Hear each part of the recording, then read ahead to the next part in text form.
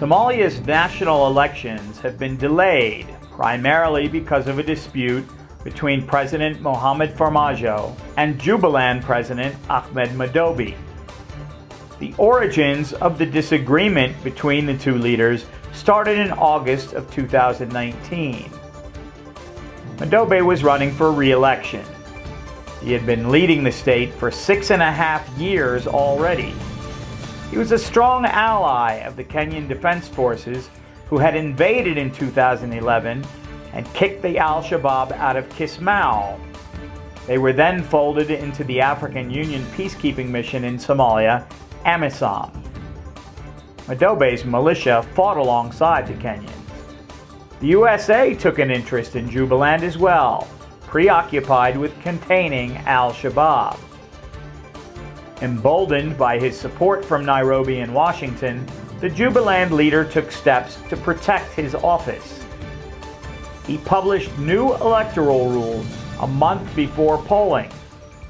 They established a $30,000 registration fee for legislative candidates, barred those returning from overseas, aspirants without a university degree, and required 10 years of leadership experience to run.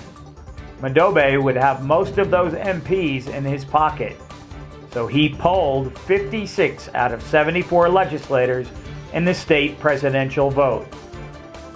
But opposition parties, crying foul, set up their own election, choosing Abdi Rashad Hidig as president. Federal government sided with the opposition. Madobe repeatedly demanded recognition from Farmaajo, to no avail. Then came fighting at the Kenyan border in early March of last year.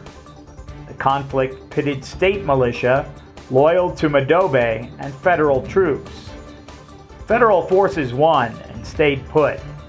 The Farmaajo administration claimed the army needed to stay there to fight Al-Shabaab and protect the border with Kenya. In the coming months, negotiations over the format for the national elections would drag on. Meetings in Galmudug were held in June, and there was hope for a compromise. Farmaajo eventually abandoned one-person, one-vote balloting and gave in to indirect elections that would happen before the mandates of the legislature and the president would expire. But it took until September for a comprehensive compromise to be worked out. And it was only after Farmaajo agreed to recognize Madobe's re-election that the deal was done. But in the bargain, Madobe would only have 37 legislative seats to be selected in Kismayo. Another 16 would be contested under federal supervision in Gedo. Not long after the pact was signed by Farmaajo, the 5 state leaders and the Benadir governor, Madobe changed his mind. He was not going to let go of the MPs from Gedo. Puntland President Saeed Deni joined Madobe, and the current election stalemate was cemented. The Puntland and Jubaland leaders are hoping to elect someone other than Farmaajo and gain more autonomy for their states. The current president wants a strong central government.